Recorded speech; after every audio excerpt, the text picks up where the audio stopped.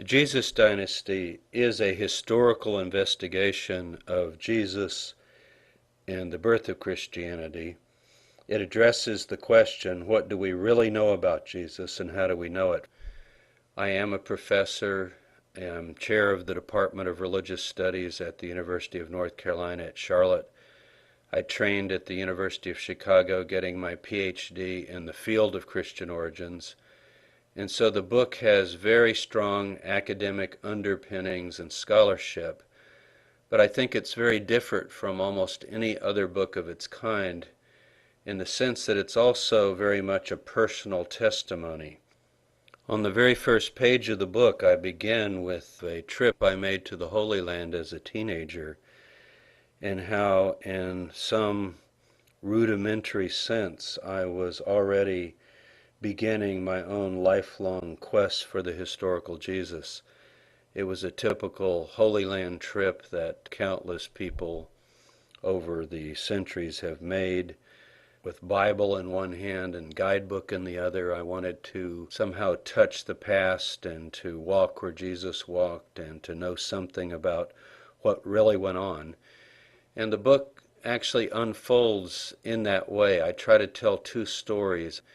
I tell the story of my own discoveries about Jesus as a scholar, but at the same time as I relate my own unfolding discoveries of Jesus, I tell Jesus' story.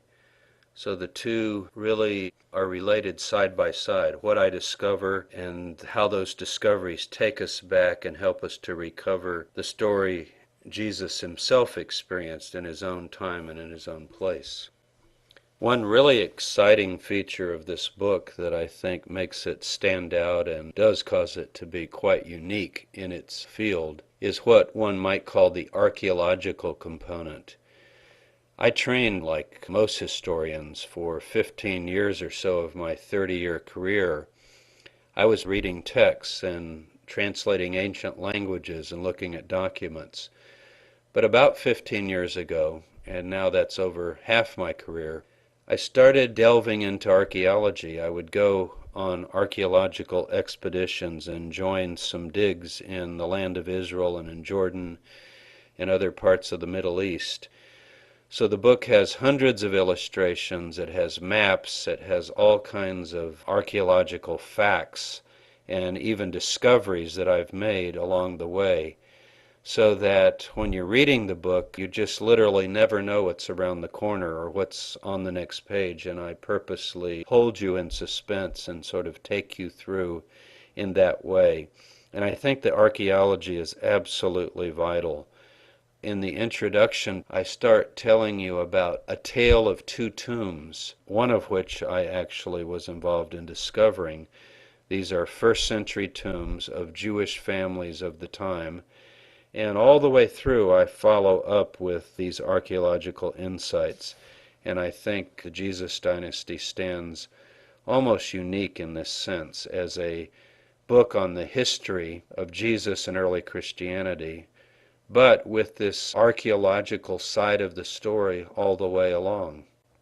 The Jesus Dynasty does not refer to Jesus being married and having bloodline descendants or anything like that.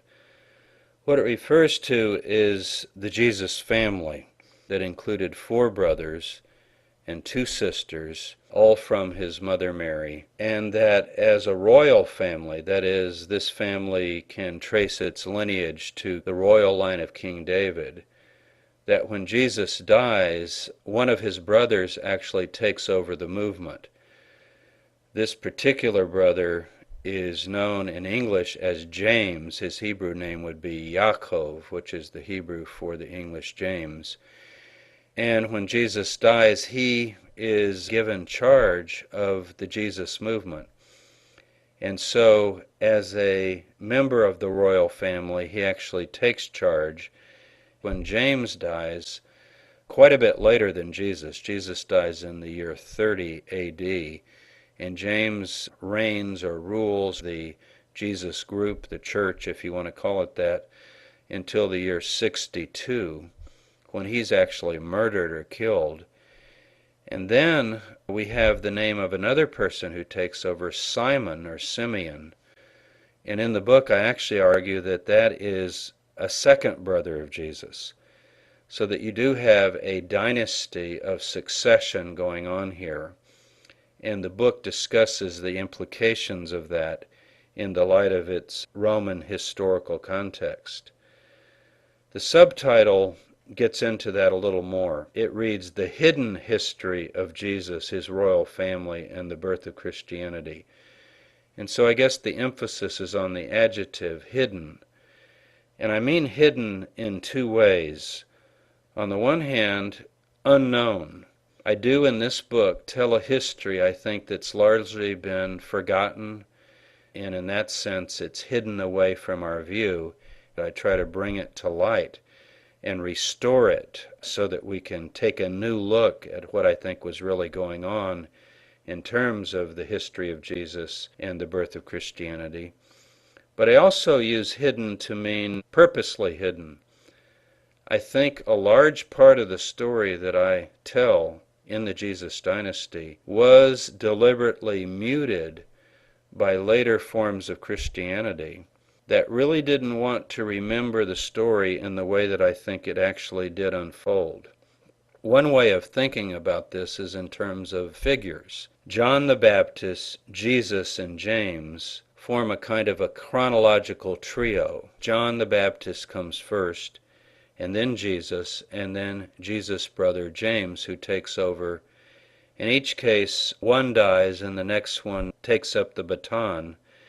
But John has really been largely forgotten. Everybody in the Western world, I think, has heard of John the Baptist. But in this book, I really try to kind of rehabilitate his memory as an extraordinary person who, he's 6 months older than Jesus. He's actually related to Jesus through his mother, and John's mother are kin. But he has an extraordinary stature that we can recover. It's in the Gospels, it's also in other sources. And I really argue that he is the teacher of Jesus, and that Jesus is baptized by John and teams up with John, and John becomes a very dominant figure in the time. He's the inaugurator, really, of this whole movement that later becomes Christianity. In the standard portrayals of John, he barely gets on stage, he points to Jesus, and then he walks off stage, and that's all you ever hear about him again. And I don't think that was really the way it was. Jesus says of John, just an absolutely shocking kind of statement. He says, "Among those born of women, there's none greater than John." Obviously, by that statement, putting John even ahead of himself. And I know to Christians who later think of Jesus in a certain exalted and even divine way, this just doesn't seem to fit. But you've got to read the book to see how it really does fit and how it unfolds and how Jesus then takes over the movement.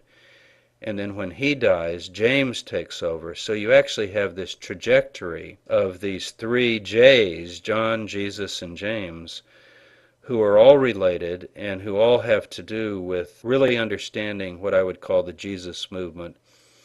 I also talk about the concept of two messiahs, which I think is very new to people, and yet it's found in the Dead Sea Scrolls, and it's found in the Hebrew Bible and in other places.